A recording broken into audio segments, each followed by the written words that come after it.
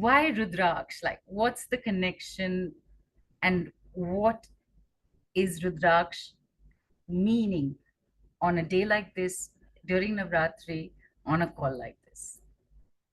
Yeah, so when we were talking and this topic came up, Rudraksha, so I went to the story of it. The Puranas have the stories connected with Rudraksha, and not only the Puranas, also the Upanishad. Upanishad are the essence of Vedas, so they are known as Vedans. So one of the Upanishad called the Rudraksh Jabala Upanishad.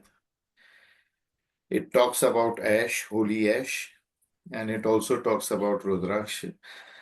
But the majority of Devi Puranas, like the Devi Mahabhagavat or the Padma Puran, they have one full chapter devoted to Rudraksha.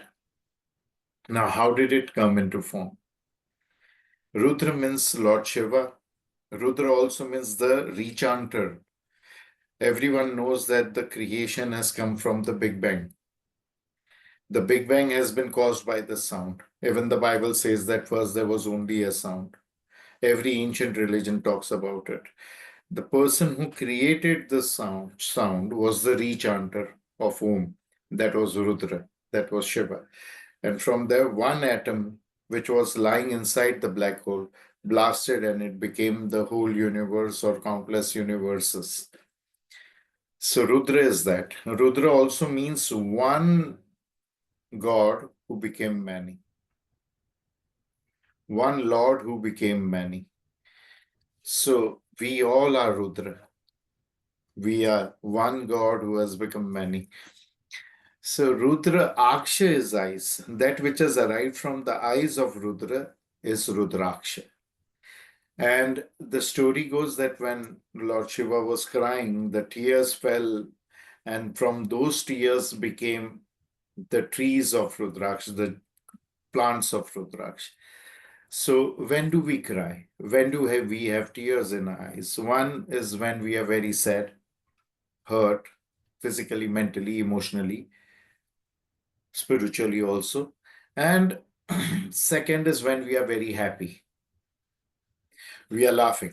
Third is when we go very deep in meditation. Many of you who have practiced meditation, when you go deep in meditation, you will see your eyes are wet. And specifically when you are meditating with your half eyes closed. So Lord Shiva wanted to get rid of the three gunas, sattva, rajas, and tamas, which represented a demon called Tripurasur. He created three satellites. So he meditated for 1,000 years like this, looking at the tip of his nose. That created tears. Second incident is that one day he was meditating and he went into a very deep, sweet meditation. And a snake lying in his neck spit on him. So the snake came and the poison came and that shook Lord Shiva. He wiped and he opened his eyes and he is a short circuit. He becomes calm very fast and he becomes also angry very fast. He removed the snake and threw him off Kailash. While falling, the snake was crying and he said, I've made a mistake. Please forgive me and take me back. He said, no, you will not come back to the Kailash unless and until you don't see me happily dancing and tears rolling out of my eyes out of happiness. So while the snake was falling, there was a celestial nymph, Apsara, praying down to Lord Shiva, standing below the Kailasha to give her a child. And the snake fell on her hand with the sound of pat. And hand is known as Anjali in Sanskrit. So his name was Patanjali.